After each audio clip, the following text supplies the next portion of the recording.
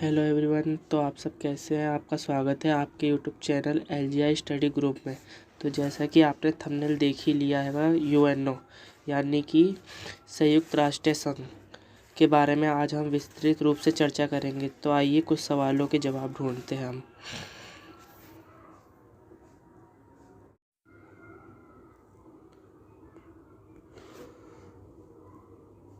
तो हमारा पहला क्वेश्चन है, क्या है ये संयुक्त राष्ट्र संघ?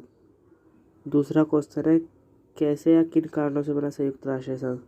क्या हमें ज़रूरत है संयुक्त राष्ट्र संघ की? तो चौथा क्वेश्चन है, क्या फ़ायदे हैं संयुक्त राष्ट्र संघ के? आज हम इन्हीं बातों पर चर्चा करेंगे। तो चलिए वीडियो स्टार्ट करते हैं। वीडियो स्टार्ट करने से पहले मैं आपको ये बात बता दूं कि अगर आपको हमारी ये वीडियो अच्छी लगे तो लाइक कमेंट शेयर करना ना भूलें।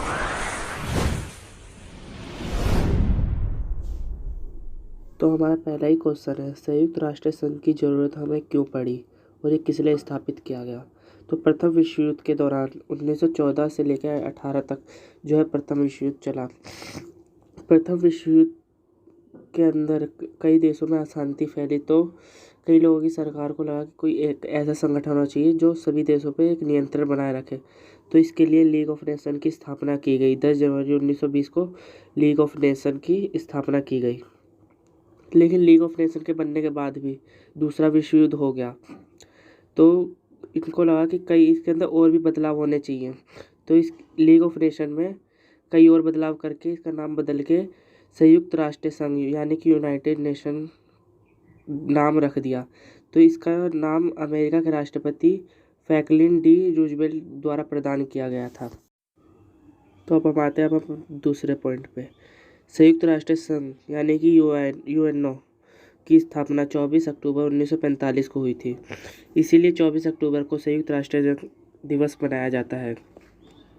21 अगस्त 1944 को वाशिंगटन DC में पहला सम्मेलन UNO का रूपरेखा एक तरह से प्लानिंग बनाई गई थी कि इसके अंदर क्या क्या कौन कौन से संगठन होंगे, ये किस तरह कार्य करेगा, इसके अंदर ये सारी बातें बताई गई थी। वर्तमान में इसके संयुक्त राष्ट्र संघ में 193 सदस्य देश हैं। अब आते हैं नेक्स्ट पॉइंट पे।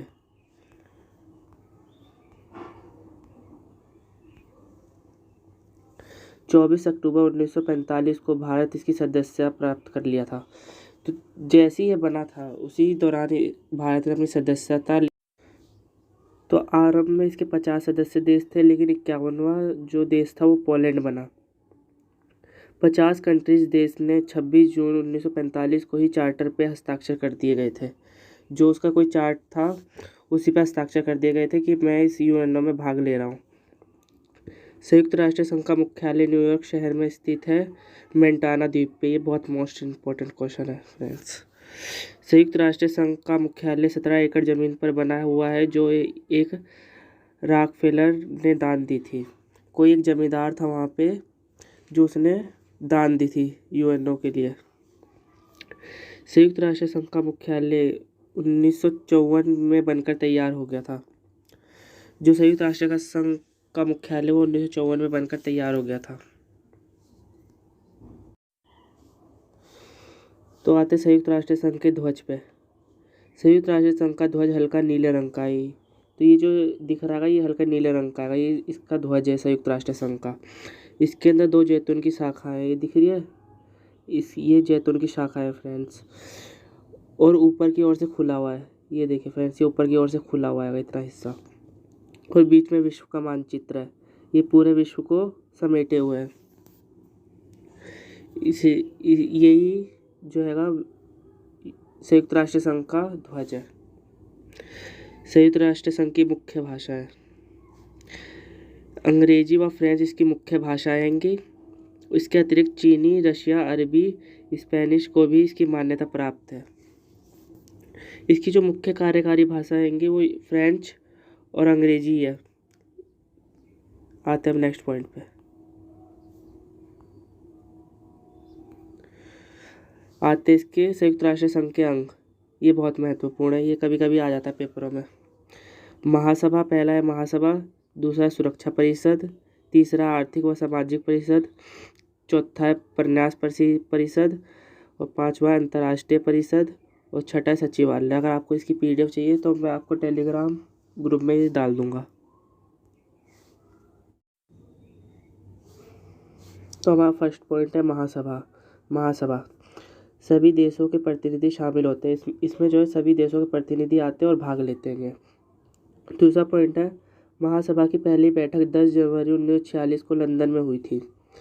जो महासभा की बैठक थी वो 10 जनवरी 1946 को लंदन में हुई थी। तीसरा पॉइंट है महासभा को विश्व की लघु संसद कहते हैं। अब क्वेश्चन ये आ जाता है पेपरों में कि किसको विश्व की लघु संसद कहा जाता है, तो महासभा को विश्व की लघु संसद कहा जाता है। इसका आंसर ये होगा। चौथा पॉइंट है प्रत्येक देश में केवल 5 सदस्य देश भेजे जाते हैं, लेकिन उनका वोट जो है एक ही गिना जाता है। जाते तो 5 है लेकिन उनका वोट जो है एक गिना जाता है। अब आते हैं पाँचवें। एक अध्यक्ष होता है, 21 उपाध्यक्ष होते हैं और 7 समितियाँ होती है।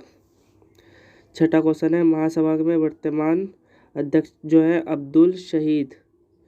ये मोस्ट इम्पोर्टेंट क्वेश्चन है, ये आ जाता है कभी कभी पेपरों में, तो आप इसको जरूर याद करें। अब अगला टॉपिक है हमारा महासभा के अध्यक्ष का कार्यकाल 1 वर्ष होता है। ये भी बहुत महत्वपूर्ण है। महासभा का कार्य जो होता है वो बजट तैयार करता है, अंतर्राष्ट्रीय शांति कायम करता है। बजट हर दूसरे साल पेश होता है। वैसे ये इतने शांति नहीं बनाए रखता है, बस ये नाम के लिए अब बन चुका है यूएनओ। आप देख ही रहे जो आजकल चल रहा है रूस और यूक्रेन के बीच में, तो ये ज़्यादा कुछ महत्वपूर्ण भूमिका नहीं निभा रहेगा। तो अगला पॉइंट है हमारा बजट महासचिव पेश करता है। बजट जो इसका महासचिव पेश करता है, सबसे ज़्यादा यूएनओ में योगदान जो है यूएस से देता है 23%। तब ये ज़्यादातर फेवर अमेरिका का करता है। नए सदस्य का प्रवेश 2/3 बहुमत पर होता है। इसमें जो भी नया सदस्य अगर इसमें जुड़ना चाहेगा तो उसके लिए वोटिंग होती है कि तो 2/3 अगर बहुमत मिलती है उसको तो उसमें शामिल हो सकता है महासभा में। तो आता है नेक्स्ट। तो अब आते हैं सुरक्षा परिषद। तो एग्जामिनर ये पूछ लेता है कि दुनिया का पुलिसमैन किसको कहा जाता है, तो दुनिया का पुलिसमैन सुरक्षा परिषद को कहा जाता है। तो अब आते हैं नेक्स्ट पॉइंट पे। सुरक्षा इसमें कुल कितने सदस्य देश होते हैं? 5 जो होते हैं अस्थायी होते हैं और 10 स्थायी होते हैं। 5 स्थायी वो होते हैं रूस, चाइना, ब्रिटेन, अमेरिका, फ्रांस। ये 5 सदस्य देश है जो स्थायी है और 10 अस्थायी सदस्य देश है जो बदलते रहते हैं। भारत जो है इसका अस्थायी सदस्य देश है और सबसे अधिक बार जो भारत नहीं है जापान है इसका आंसर। जापान, इसको बदल के आप जापान कर लेना। तो सबसे अधिक बार अस्थायी सदस्य देश जो है जापान बना हुआ है और सबसे अधिक बार वीटो पावर यानी कि निषेधाधिकार का उपयोग रूस ने किया है। जैसे कि आज आपने देखा कि यूएनओ में निंदा प्रस्ताव आया था यूक्रेन और रूस के बीच में, रूस के खिलाफ आया था निंदा प्रस्ताव, तो रूस ने अपनी वीटो पावर का उपयोग करके इसको खारिज कर दिया। इस प्रस्ताव को, इसको कहते हैं वीटो पावर, निषेधाधिकार। तो अब आते हैं नेक्स्ट पॉइंट पे।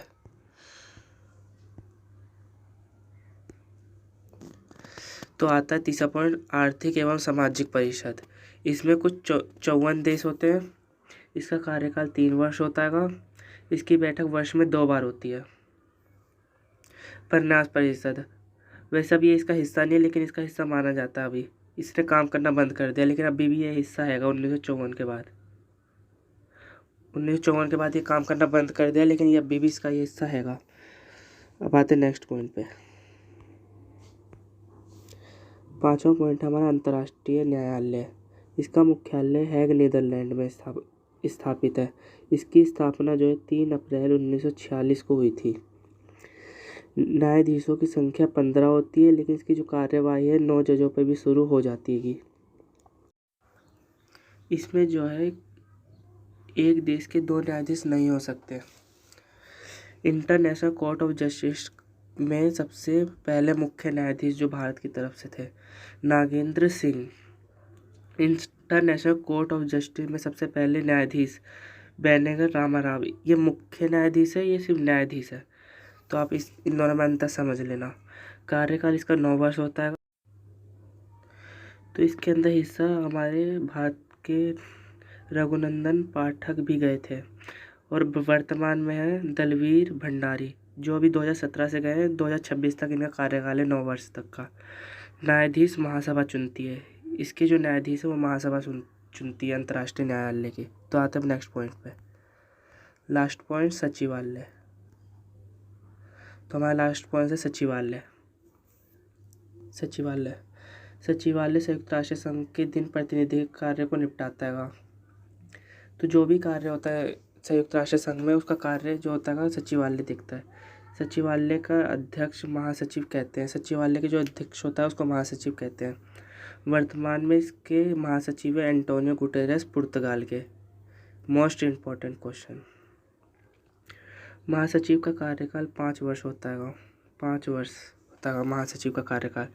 महासचिव का चयन सुरक्षा परिषद की सिफारिश पर होता है। अगर महासचिव नहीं होता है तो सुरक्षा परिषद सिफारिश करती है कि एक महासचिव होना चाहिए। तो